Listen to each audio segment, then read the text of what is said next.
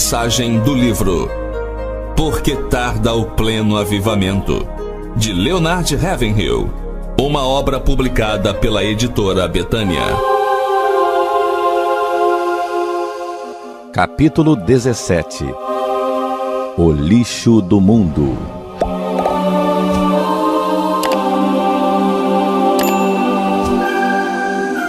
O que vem a ser o lixo do mundo?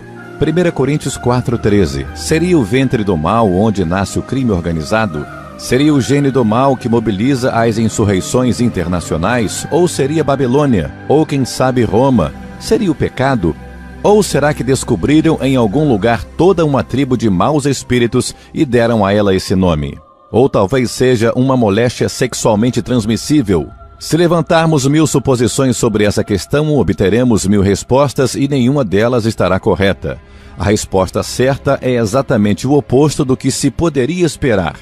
Essa expressão lixo do mundo não designa homens nem demônios, e não é nada de conotação maligna, é benigna. Não é nem benigna, é o melhor que pode haver.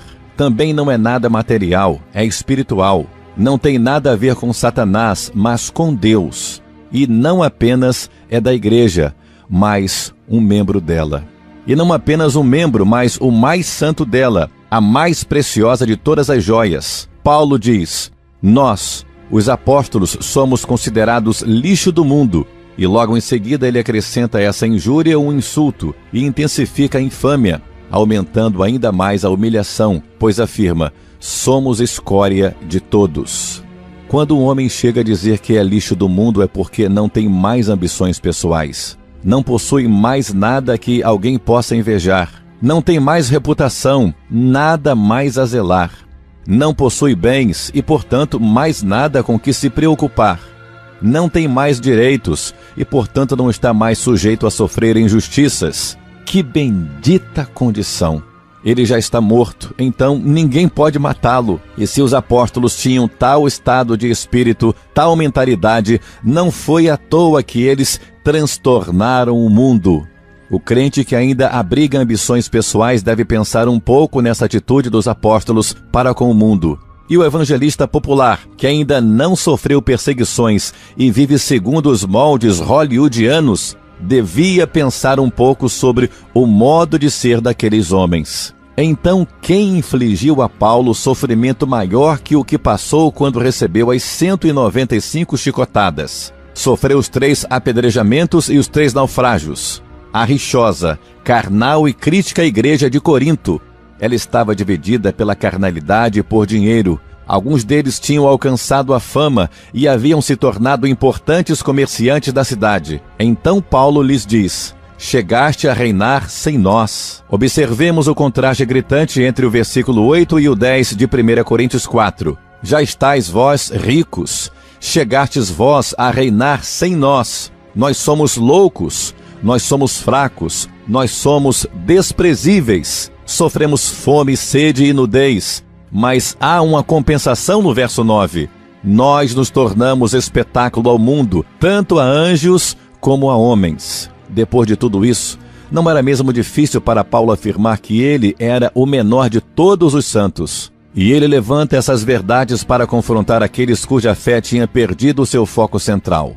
Aqueles coríntios estavam fartos, mas não eram livres. Se um homem escapa da prisão, mas ainda tem as pernas presas em correntes, não está livre. Mas o apóstolo Paulo não está aborrecido pelo fato de eles desfrutarem de abundância e ele não ter nada. Não era isso. Ele lamenta que a riqueza tenha resultado em fraqueza de alma. Eles vivem em conforto, mas não têm a cruz. São ricos, mas não conhecem o vitupério de Jesus. Não chega a afirmar que eles não pertencem a Cristo, mas não estão buscando um caminho mais suave para chegar ao céu. E então diz: sim, oxalá reinasses, para que nós também viéssemos a reinar convosco. Se eles estivessem reinando de fato, então Jesus já teria voltado. Eles estariam vivendo o milênio e, como diz Paulo, nós estaríamos reinando com vocês. Mas quem aceita ser desonrado, desprezado e desvalorizado assim? Essa verdade é revolucionária e põe em xeque nossa doutrina cristã completamente falsificada.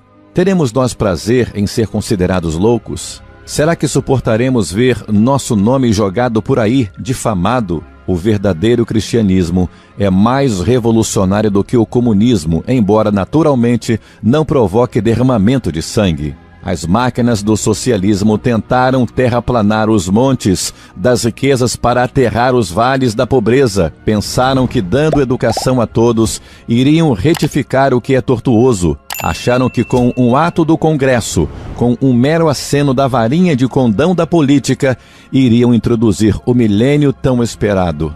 Mas na Rússia isso implicou apenas na mudança da chefia. O pessoal das camadas inferiores continuam na camada inferior. Hoje em dia, há milhões de pessoas que enriquecem pelo empobrecimento dos outros. E Paulo afirma que ele era pobre, mas estava enriquecendo a muitos.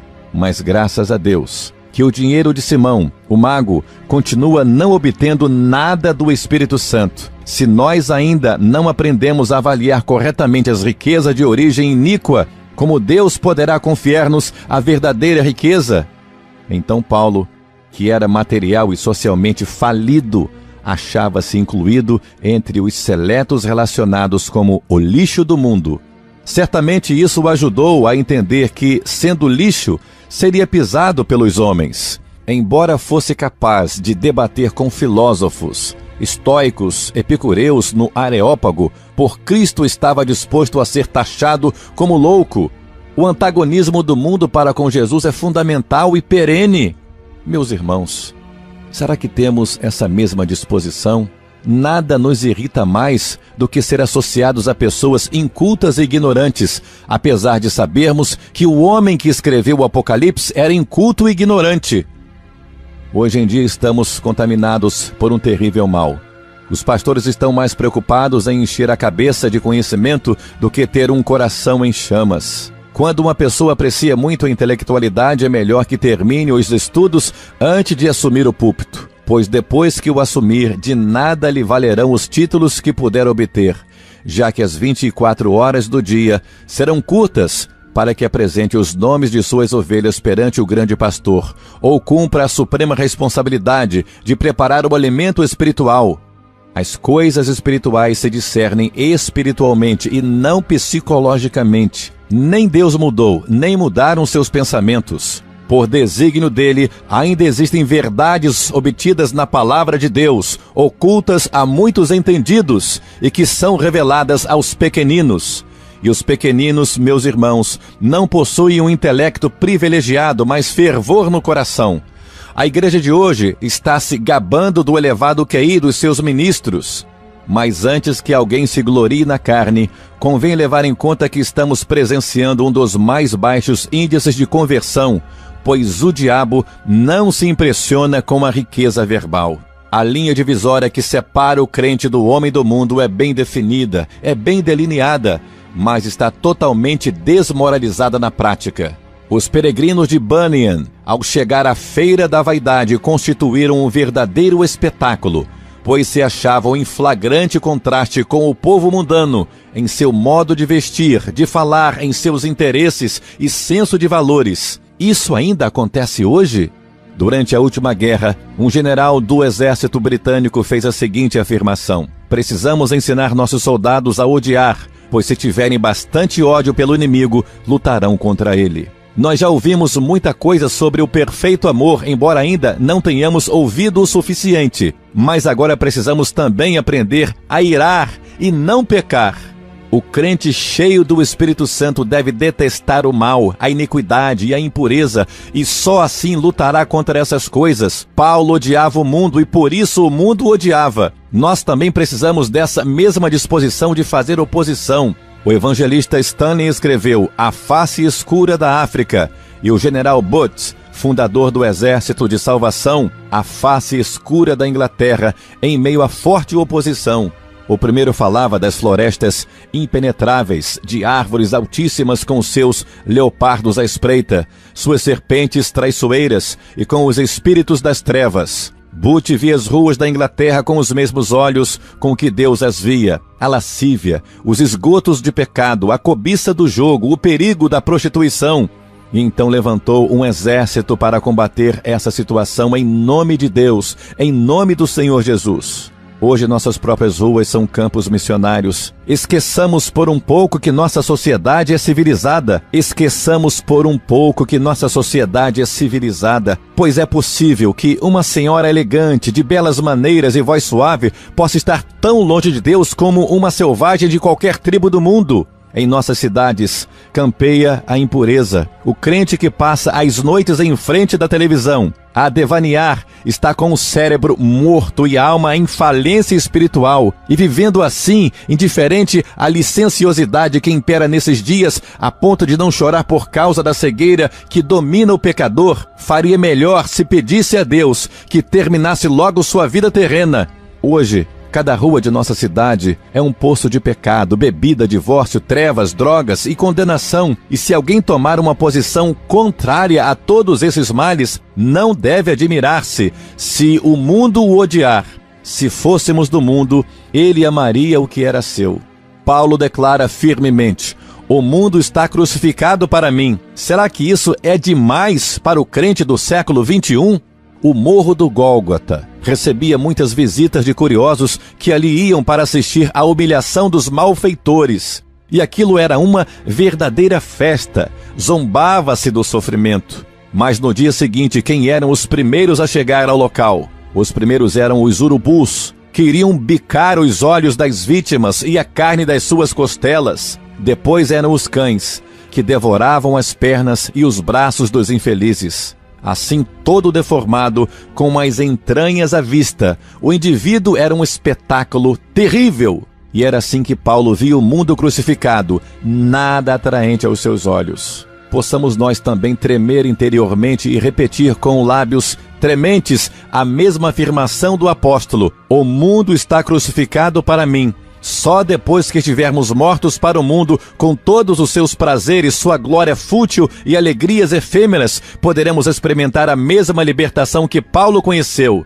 Mas a realidade é que nós, os seguidores de Jesus, respeitamos as opiniões do mundo e buscamos sua apreciação e suas condecorações. O moderno crítico da igreja diz que atualmente o Deus do crente é o ouro e o seu credo é a cobiça, mas graças a Deus que ainda existem algumas exceções a essa regra. Há um remanescente fiel. E esse bendito homem, Paulo, para quem o mundo estava crucificado, era considerado louco. E mais, ele apresentava sua mensagem de tal forma que alguns procuravam matá-lo, pois ele representava uma ameaça para o comércio deles. Esses apóstolos, com todo o seu santo e sadio desdém pelo mundo e pelas pessoas do mundo, nos deixam humilhados. Eles escalaram a íngreme ladeira para o céu, em meio a perigos, sofrimento e muito trabalho. Ó Deus, dá-nos a graça de seguirmos as suas pegadas. Muito breve estaremos dizendo adeus à perecível vida terrena e saudando o início da eternidade. Quero desejar-lhe, prezado irmão e irmã, uma vida de serviço sacrificial para aquele que foi o nosso sacrifício, que também nós possamos terminar a carreira com gozo e guardar a fé em conformidade à sua palavra. Que o Senhor nos abençoe.